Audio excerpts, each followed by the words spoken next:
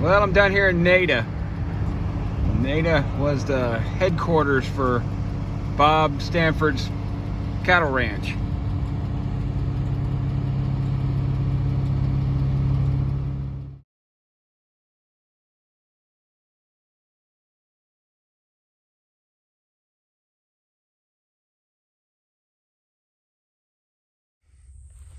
Hi everybody, and welcome to another episode of Forgotten Texas History.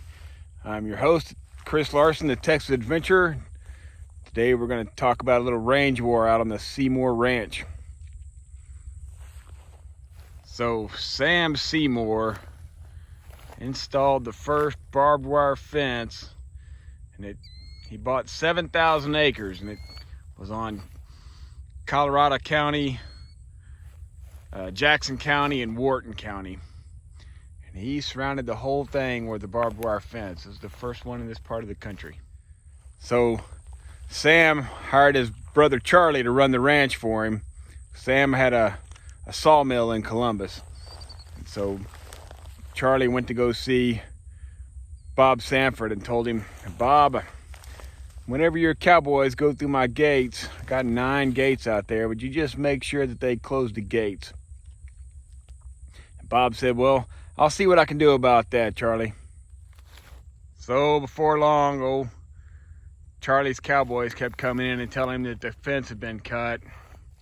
So he went down to town and bought a brand new Winchester and a couple boxes of cartridges and rode back out to his ranch and got the toughest cowboy he had, a guy named Matt Moore. He said, "Matt, I got a new job for you. I want you to ride that fence line from sundown to sunup. And if you catch anybody cutting my fence, well, you bury him out there in the Devil's Pocket."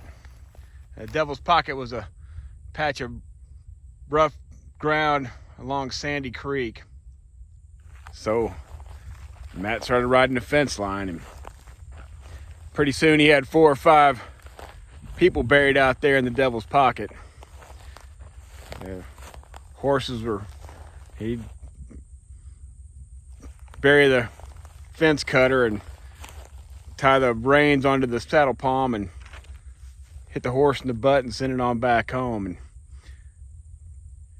pretty soon Bob rode his carriage out to talk with Charlie Seymour. He had a carriage with 2 horses, so Charlie knew who it was when he pulled up, and he walked out on his porch and said, "Bob, why don't you come on in and have a cup of coffee?" And Bob said, "No, Charlie, I think we need to have a talk. I seem to be having a lot of horses come back with no riders."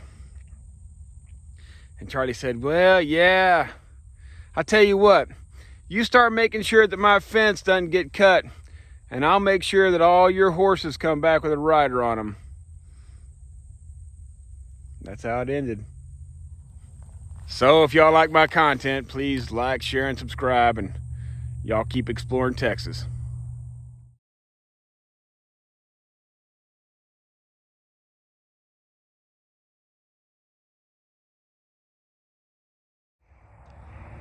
All right, so this here is Pierce, Texas.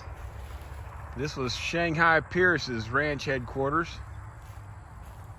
So old Shanghai was in a constant feud with Bob Stanford, because all the land between here and Columbus was open range, and so of course their cattle were always mixed up with one another, and whose cow belonged to who and whose maverick that was a constant source of trouble. So it got so bad that when Marion and Larkin Hope murdered Bob Stanford there in Columbus, Shanghai sent $1,000 to help them in their defense in the murder trial.